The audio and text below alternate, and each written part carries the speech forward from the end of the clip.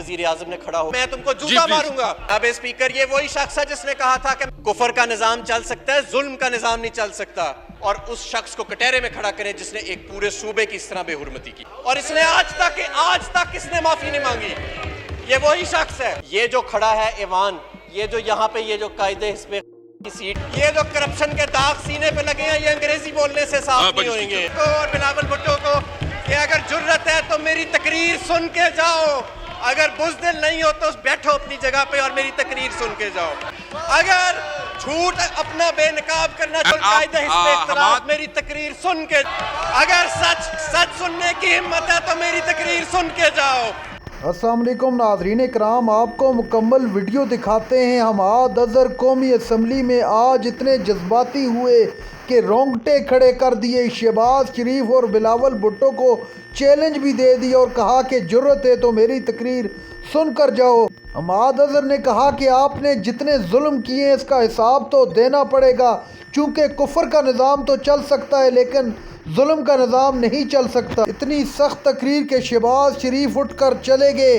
आप वीडियो देखिए, फिर इस पर बात करते हैं। तो और बिलावल भुट्टो को कि अगर जुर्रत है तो मेरी तकरीर सुन के जाओ, अगर बुज़दिल नहीं हो तो बैठो अपनी जगह पे और मेरी तकरीर सुन के जाओ। अगर सच सुनने की हिम्मत है तो मेरी तकरीर सुन के जाओ। अगर झूठ अपना बेनकाब करना। हमें आज एक नाबालिग सा लेक्चर मिला, और ये नाबालिग लेक्चर जिन्होंने ज़िंदगी में कभी कोई काम नहीं किया, कभी जिम्मेदारी नहीं की, कभी कारोबार नहीं किया, उन्होंने हमें बताया कि मईशत कैसे चलानी है, उन्होंने हमें बताया कि ये मुल्क कैसे चलाना है। जनाब स्पीकर, उन्होंने कभी अंग्रेज़ी बोली, कभी उर्दू बोली, लेकिन मैं उन्हें बताना चाहता हूँ कि मुंह टेढ़ा करके किरदार साफ नहीं हो जाते, दामन साफ नहीं हो जाते।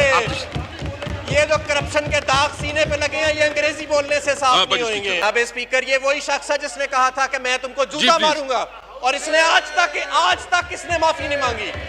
ये वही शख्स है। जनाब स्पीकर, हमें कहा गया कि this is a government by puppets. Do they want a government of convicts? Do they want a government in which the people are known not by their names but by the dirtiest scandals in the history of this country? हमें लोगों ने मुंतखब किया है 22 साल की इमरान खान की जिद्दोजहद के बाद। हम कोई 10% 20% की बुनियाद पे यहाँ नहीं आए।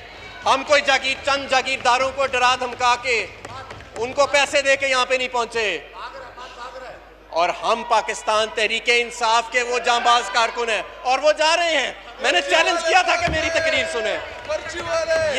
ये जो जानवर गिना रहे, हिम्मत नहीं है, इनमें हिम्मत नहीं है सुनने की। जनाब स्पीकर, मैं सिर्फ आपको ये याद दिलाना चाहता हूँ कि ये जो आपके सामने डाइस है, इस पे एक साबिक वजीर आजम ने खड़ा होकर कहा था कि मैं जूता मारूंगा, और आज तक माजरत नहीं की। ये जो खड़ा है ईवान, ये जो यहाँ पे ये जो कायदे हिस्से इख्तिलाफ की सीट है, यहाँ पे खड़ा होके एक शख्स ने शीरी मजारी को के ऊपर जो कलमात कहे थे वो भी इस रिकॉर्ड का हिस्सा। यहीं से आवाज आई और पंजाब को गाली दी गई और कहा गया कि पूरे पंजाब का कल्चर है गाली देना। इन्हीं डस्कों से आवाज आई। मैं भी पंजाब की मिट्टी का एक बेटा हूँ। पंजाब का कल्चर गाली देना नहीं है, पंजाब का कल्चर हरगिज़ गाली देना नहीं है। और जो शख्स ये कहेगा वो पंजाब की तहजीब को, पंजाब की तारीख को, पंजाब की सकाफत को, पंजाब के कल्चर को, पंजाब की तारीख को मसख कर रहा है। और मैं आपसे कहूँगा, आप इस वक्त प्रिविलेज मोशन मूव करें और उस शख्स को कटहरे में खड़ा करें जिसने एक पूरे सूबे की इस तरह बेहुरमती की है। कभी ये तकरीर करते थे तो बीच में कभी बोलते थे अंग्रेजी में, कभी उर्दू में, पता लग जाता था कि कौन सी बात किसको अंग्रेजी में समझानी है, किसको उर्दू में। इन्होंने एक बात की कि हम अफगानिस्तान में बेसिस किसी को नहीं देंगे, हम ये करेंगे, हम किसी को इस्तेमाल नहीं होने देंगे। ये बात इन्होंने अंग्रेजी में नहीं की, ये इन्होंने उर्दू में की है। ये इन्होंने उर्दू में की है बात। ये वो पार्टी है जो कहती थी कि ड्रोन हमले करी जाओ, हम मुजम्मत करी जाएंगे, और तुम तो अमेरिका को कहती थी कि ड्रोन हमले करी जाओ, हम मुजम्मत करी जाएंगे, लोग मरते हैं तो मर जाए, हमें कोई परवाह नहीं है। और आज यहाँ आके इनको वो ये वाला जो सेक्शन था ना कि हम अपना अफगानिस्तान में जंग का हिस्सा नहीं बनेंगे, दहशतगर्दी के खिलाफ नहीं बनेंगे, सारा कुछ करेंगे। इस लिबरल जमात ने के जो कायद थे उन्होंने ये वाला हिस्सा अंग्रेजी में नहीं कहा, ये वाला उन्होंने उर्दू में ही कहा।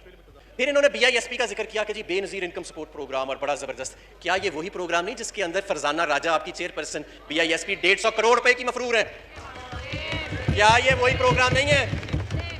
जनाब स्पीकर, क्या ये वही प्रोग्राम नहीं है जिसमें जब हम आए तो हमने देखा कि लाखों लोग ऐसे थे जो साहिब हैसियत थे और उनको सिर्फ पाकिस्तान पीपल्स पार्टी से वाबस्तगी की बुनियाद पर ये वजीफे लगाए जा रहे थे? क्या ये वही प्रोग्राम नहीं है जिसमें से हजारों सरकारी अफसरों को निकाला गया जिन्होंने अपने नाम डाले गए थे? क्या ये 8 लाख बंदों को निकाला गया? क्या ये वही नहीं है प्रोग्राम जो इनके दौर में चल रहा था, जिसमें सिर्फ 30-35 लाख लोग थे? कराची के MNAs के साथ जिस हकारत से जो अल्फाज इस्तेमाल किए गए, ऐसे लग रहा था कि जैसे जो सजा एक पॉलिसी के तहत सिंध के शहरों को दी जा रही है वो आज इनके अल्फाज में नजर आई, वो हकारत, वो नफरत नजर आई। मैं आपको बताना चाहता हूं कि जो इनकलाब और सियासी तब्दीली कराची में आई है, इंशाअल्लाह ताला अगले इलेक्शन में वो सिंध के दही इलाकों में भी आएगी। ये चंद जागीरदार जिनके सर पे आप अभी भी सिंध की हुकूमत कर रहे हैं, उन्हें डरा धमका के और लालच दे के कुछ को, ये सिलसिला ज्यादा देर नहीं चलेगा। कुफर का निजाम चल सकता है, जुल्म का निजाम नहीं चल सकता। और आजकल एक नई तशरीह भी निकली हुई है। कहते हैं कि जी किसी जगह पे मैंने देखा इन दोनों पार्टियों के लोग बैठ के कहते हैं कि ठीक है थोड़ी करप्शन होती है, काम शाम भी निकलता रहता है। मैं आपसे कहता हूं कि अगर करप्शन के सिर पे डेवलपमेंट होती, अगर करप्शन के सिर पे होती तो ये सिंध तो इस वक्त कैलिफोर्निया से भी आगे निकल गया होता। अगर कोई देखना चाहता है कि करप्शन से क्या तबाही फिरती है पूरी दुनिया में, तो जाओ आज जाके सिंध का हाल देखो, फिर आपको नजर आएगा कि कैसे करोड़ों लोगों की जिंदगियों को खत्म कर दिया गया, उनके मुस्तकबिल को कुर्बान कर दिया गया जब हुक्मरान जो आते हैं वो करप्ट होते हैं। और उसकी आज जिंदा मिसाल करप्ट जो सिंध है।